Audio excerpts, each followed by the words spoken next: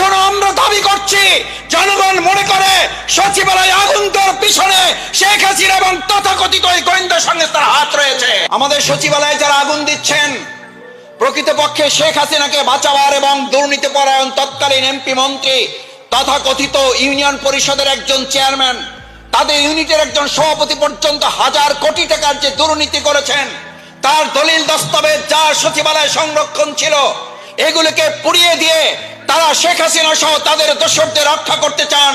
আগুন সন্ত্রাসী হিসাবে আপনি টেলিভিশনে বক্তৃতা করতেন, আর এদেশের 18 কোটি মানুষ জানতো ওই আগুন সন্ত্রাসের হোতা ছিল শেখ হাসিনা নিজে।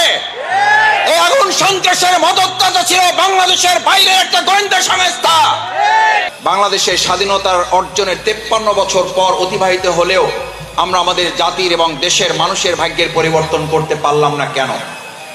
বাংলাদেশ জামায়াত ইসলামী দেশ স্বাধীনের